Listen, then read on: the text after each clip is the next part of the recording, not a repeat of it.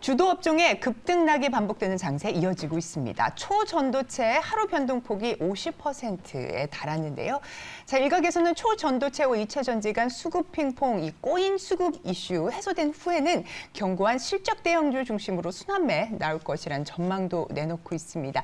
8월 투자 전략에 대한 인사이트 구해봅니다. 이영훈 하이투자증권 강북 WM센터 이사 모셨습니다. 이사님 어서 오십시오. 네, 안녕하세요. 네, 저희 지금 다뤄봐야 할 주제들이 굉장히 많은 것 같은데요. 그렇죠. 일단 2차 전지주의 변동성 날로 심화되고 있어서 지수에도 좀 타격을 주고 있습니다. 다행히 국내 증시로 유입되는 자금 자체는 좀 꾸준히 늘고 있다라고 볼 수가 있을 텐데 이 주가 방향성, 핵심 키는 어떤 부분이 쥐고 있을까요?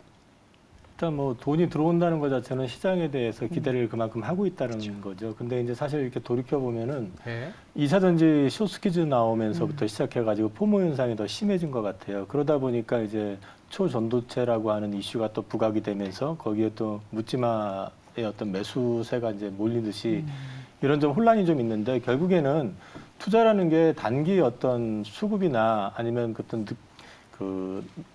어떤 추종에 의해 가지고 시세를 보는 게 아니고 좀 긴 안목으로 좀 좋아지는 회사에 대한 투자를 통해 가지고 안정적으로 가져간다라는 그런 심리가 좀 정착이 되려고 그러면 이런 포모도 결국은 한번 지나가야 될 상황이라고 보고요.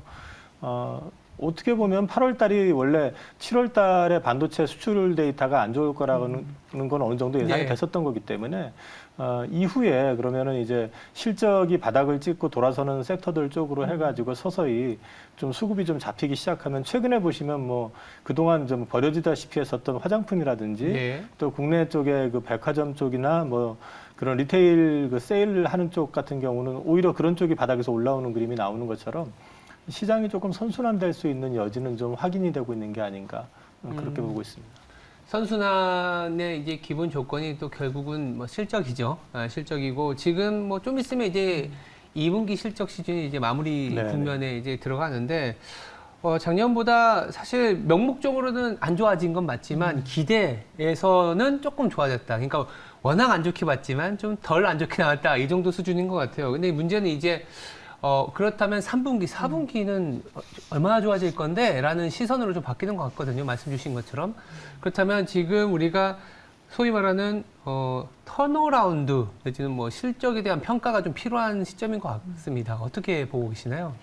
앞서 말씀드린 것처럼 이제 반도체 같은 경우는 사실 워낙에 기대치가 없었기 때문에 삼성전자 같은 경우도 뭐 영업이익 6천억 원 이상을 이미 하고 있었고, 하이닉스는 뭐 3조 원이 조금 안 되는 적자 나오는 거 그걸 오히려 잘 나왔다라고 시장에서 볼 정도로 기대치가 없었기 때문에 근데 이제 3분기 넘어가기 시작하면서부터 지금 증권사 리포트라든지 이런 걸 보시면 삼성전자 같은 경우는 그 반도체 적자 폭이 급격히 감소하는 걸로 나오고 있고 4분기는 흑자 전환하는 그림이 나오고 있습니다. 최근에 뭐 지금 핫 이슈가 되고 있는 HBM 같은 경우만 해도 이게 이제 시장에서 차지하는 포션이 작다고는 하는데 올해 지금 현재 생산 캐파가 7만 장인데 24년 말 기준으로 하면 약 20만 장으로 늘어난다고 합니다. 이렇게 될 경우에는 지금 현재 선투자, 그러니까 투자가 많이 감소한 상황에서 그 HBM이 DDR5의 어떤 생산을 오히려 위축을 시키게 되면서 실제 DDR4에서 5로 넘어가게 되면서 생산량이 한 20% 정도 줄어든다고 그럽니다. 그러면 이런 것들을 감안해서 놓고 보면은 오히려 내년에는 D램 쪽에서는 쇼티지가 나올 가능성도 있다라는 측면에서 보면 반도체 수급 개선이라든지 이런 것들을 갖다가 하반기로 가면 갈수록 기대해 볼 수 있는 측면이 있고 그 다음에 이제 빅사이클 초입 구간에 진입했다라고 작년부터 계속 얘기해왔던 섹터가 이제 조선 같은 경우도 마찬가지로 상반기는 일단 수주로 계속해가지고 가능성을 보여줬다 그러면 하반기는 이제 이어질 수 있는 친환경선에 대한 수주 이슈하고 더불어가지고 실적 개선의 어떤 그림이 계속 그려질 가능성이 있다는 측면에서 이런 쪽에서부터는 이제 본격적으로 우리나라의 어떤 주력 산업들이 이제 돌아서는 그림을 보여주고 있다라는 측면에서 본다고 그러면 하반기 실적에 대한 부분은 분명히 긍정적인 측면이 있을 것 같습니다. 저는. 지금 하반기에 실적 개선 본격화되는 섹터로 지금 반도체, 조선도 말씀을 해주셨고 뿐만 아니라 제약바이오도 실적 개선 기대가 되고 있는 상황에서 신약 기대감까지 좀 더 붙여진 것 같습니다. 바이오 헬스케어에도 큰 관심이 좀 있는데 중장기적 성장성 어떤 부분이 관전 포인트라고 보십니까?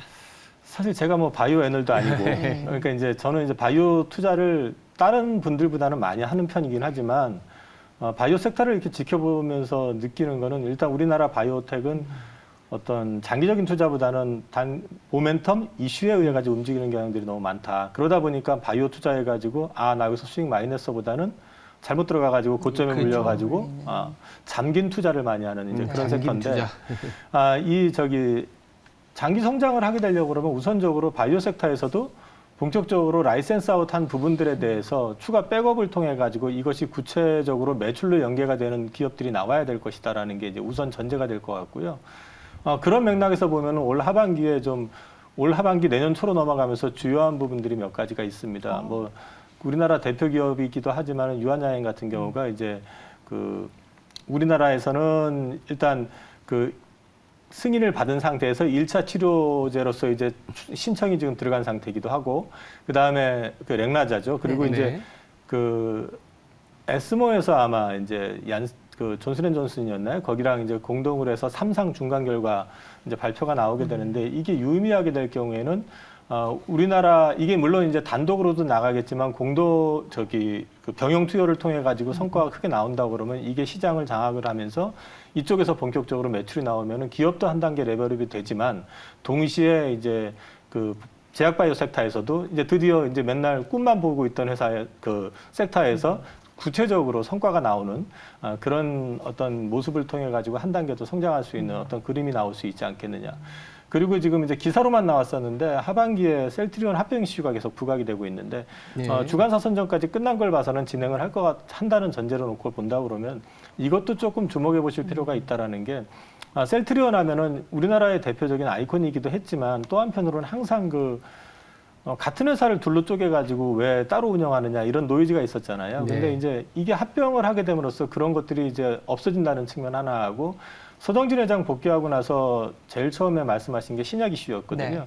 근데 이 신약에 대한 부분을 아마도 램시마 SC를 신약 승인 받아가면서 그걸 이제 말씀하시는 것 같기는 한데 그거 외에도 추가적으로 동사가 이제 시밀러 외에 신약적으로 제대로 된 어떤 뭐 그림을 보여준다든지 이렇게 된다 그러면은 이거 역시도 시장엔 긍정적인 부분이 분명히 있을 거고 덧붙여가지고 3사가 합병을 하게 되면 아무래도 제일 큰 회사가 셀트리온이고 거래소에 있는 게 유리하기 때문에 거래소로 가게 될 가능성이 높다라는 측면에서 보면 코스닥 시장에 있는 코스닥 시가총액 상위에 들어가는 2개 회사가 상장 폐지가 됩니다. 그러네요. 그렇게 될 경우에는 그 코스닥 시장 내에서 그 바이오 섹터의 비중이 급격하게 줄어들죠. 그러면은 이게 우리나라뿐만 아니라 글로벌 트렌드로 놓고 봤을 때 그럼 그 줄어든 그 상태로 넘어갈 것이냐 아니면 그 무언가가 나와가지고 그 시장을 대체할 것이냐를 보셔야 되는데 그 가능성을 놓고 본다 그러면 하반기에 오히려 합병이 제대로만 돼준다고 하면은 다른 제약 바이오 섹터에도 오히려 그게 기회가 될 수도 있다. 예, 그렇게 보실 수도 있을 것 같습니다.